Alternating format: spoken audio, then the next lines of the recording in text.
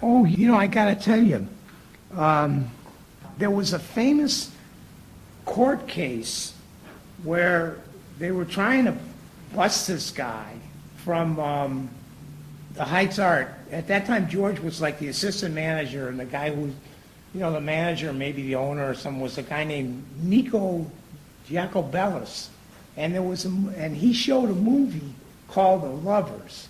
I don't know exactly. I never saw the movie, so I don't know what it was that made the, people get, worked up about The Lovers. It went to the Supreme Court, and Iacobellis won.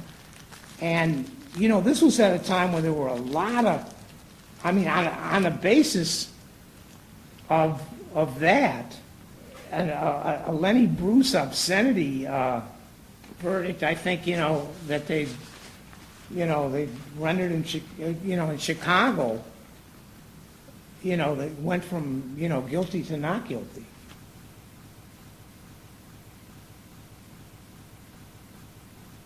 The Heights Art was always, they would always try and change their format, show, maybe double features or something, or, a lot of different things, but they finally went out of business. I remember when I used to go there, when I lived, to see, foreign movies. It was like the only art house in town at one time. So if you want to see a foreign movie, you'd have to go there. And Mitchell's was down there, right next to the Heights Art.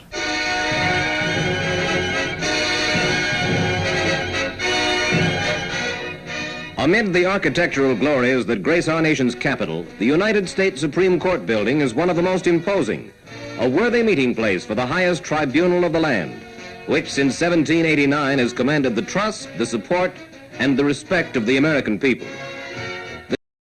What is on screen is a woman, Your Honor, and you see her face and bare shoulders. She is lying in bed. And prior to that time, there has been a scene of lovemaking between the woman and the man. You don't see any act of love, but it's quite obvious that they are making love to each other, or at least that they're in the bed for that purpose.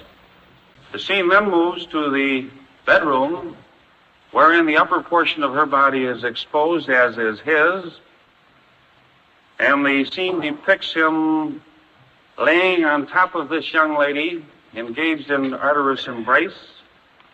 And after a period of this lovemaking, he then disappears, and she is seen on the screen, and as the expert witnesses testified, experiencing an orgasm and leaving no other entrance but that the young man is then engaged in cunnilingus.